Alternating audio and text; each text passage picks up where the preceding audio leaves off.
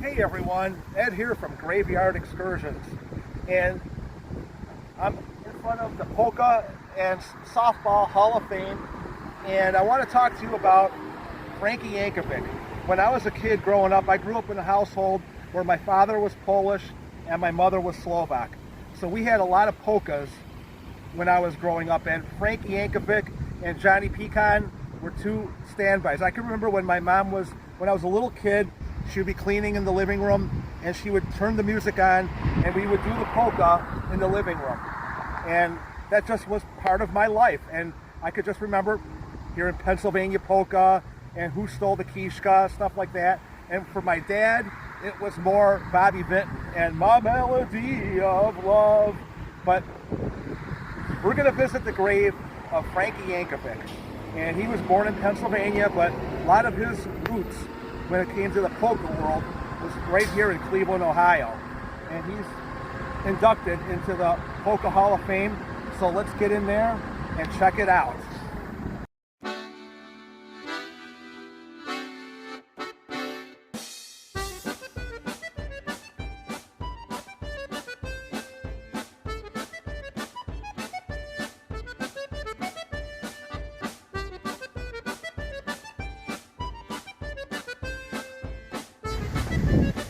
Okay, I came here on a whole separate day on a Wednesday and filmed the scene where I was standing in front of that sign over there. And then I come over here to come in, and then I realize that it closes at 2 and it was 2:01 and the doors were locked. So today it's open. Beautiful. Let's go in there and check it out. The Cleveland Style Polka Hall of Fame. This is the Frankie Yankovic display over here. He's got an accordion here. Frankie Yankovic Polka Party. And he's got another accordion over here that he donated to the Hall of Fame. He played this accordion. It's a pan accordion from 1957 to 1988. Wow. And then he's also got a plaque right over here, National Cleveland Style Polka Hall of Fame, Frank Yankovic, 1915 to 1998. American Polka King, catapulted the Slovenian Cleveland Style Polka from an obscure ethnic entertainment into national prominence and pleasers. He was a tireless performer, booking as many as 320 engagements a year. Yeah, with that kind of commitment, you gotta figure there's a downside. He didn't spend enough time with his family, which is why I think he was married twice or something like that. But yeah, there's Frank Yankovic, and there is no relationship to Weird Al Yankovic. Everyone has always wondered if they were related. There is no relationship, but they actually did meet together and talk shop with each other. So I think that's pretty cool that Weird Al and Frankie Yankovic recognized each other for their brilliance in the music industry, okay? And this place, if you haven't ever been to the Cleveland Style Polka Hall of Fame, you really need to get out here. This place is awesome. A lot of the people on these walls I know. In fact, Tony Pekosik was the guy, in my mind, on 1330 WELW who kept polka music alive for many, many years. And I actually worked at his apartment and condo right until when he died, doing cleaning and stuff like that. And boy, did he have the library of music. And Johnny Vadnal is, I think, or no, not Johnny, Johnny Vadnal is a member, but Johnny Pecan, he's a lifetime achievement award winner here. So I don't know what the difference is between being a lifetime achievement award or, here we go. There's Anna Vadnal, Frankie Vadnal, Tony Vadnal. The Vadnals are big in this area, and it is not in alphabetical order. It would make it so much easier. Fred Zwick. Boy, all these names are like, then you got the Fred Kuhars of the world. Johnny Vadnal, Johnny Pecan, yes. good music, good times. It really brings me back to when I was a kid, like I said, dancing with my mom in the living room and stuff like that. And she was the dancer. My dad was the watcher, okay? But yeah, this is where Frankie is. Now we're going to go from here to not so popular involving Frankie Yankovic, where there was some dark issues in his life. And I'm going to take you there next before we go to the cemetery. Okay, I'm pretty excited. I ended up getting myself a shirt from the Polka Hall of Fame. Check this out. I don't know if you guys could see this. Hello.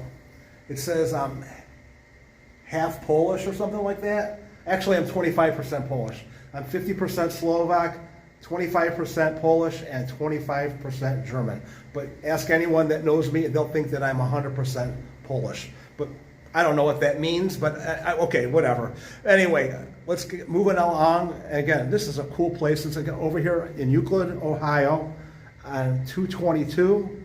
Cool place. Polka Hall of Fame, open every Wednesday and Saturday from 10 in the morning, I believe, until 2.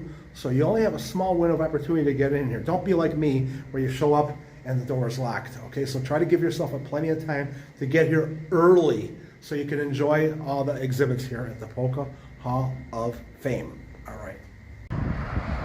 Okay, we are outside of a Salon Place here in Euclid on Lakeshore Boulevard, and back in 1983, this place was a Holzheimer's food, and Frankie Yankovic entered the store, and he had $900 in his pocket, but for some reason he seemed like he needed to swipe some steaks, maybe put it in his pocket, try to get out through that door over there. It was a total value of maybe $6. I think it was blood sausage or something, or steaks. But what's funny about it was back in 1963, he had a song called Who Stole the Kishka? So whether there's a connection between Who Stole the Kishka, someone called the cop, and him stealing some steaks worth of $6 here at this market, Holzheimer's, back in the day, I don't know. He pled no contest to it, and basically, you know, he paid the fine and was done with it. It wasn't a felony or anything like that, a minor misdemeanor, I suppose, but I guess he wanted shoplifting to be on his resume. So here you go. Now we're talking about it. All right, now let's get to the cemetery. Here lies the grave of America's polka king, Frankie Yankovic. Hey everyone, Ed here from Graveyard Excursions, and today we are at Calvary Cemetery in Cleveland, Ohio. Frank Yankovic, born in 1950, he passed away of heart failure. He lived in Florida at the time of his death. It was 1998 when he passed away, and he wanted to be buried here in Cleveland, Ohio, because that's where a lot of his roots were sown over here, and they actually named the street in Collinwood near Waterloo after him, Frankie Yankovic Way. And he sold over 30 million records, and this guy was tireless. During his peak years when he was performing, he literally had 320 shows daily in a 365-day year. That guy was on the road constantly. And his son, Frankie Yankovic Jr., who was a musician in his own right, Frankie wanted his son to pick up where he left off, but it was just too much pressure. He had issues, and he ended up passing away in 2011. And the thing is, I'm looking for his grave here, and he's not here buried, so I don't know. He actually died in Mayfield Heights, which is a eastern suburb of Cleveland, so he may be in All Souls Cemetery. This is a Catholic cemetery here, and I would imagine that if he was going to be buried in a Catholic cemetery, it would probably be in All Souls, which is way out in Chardon, I believe. But anyway, yeah, this is it. Frankie Yankovic's grave here in Calvary Cemetery.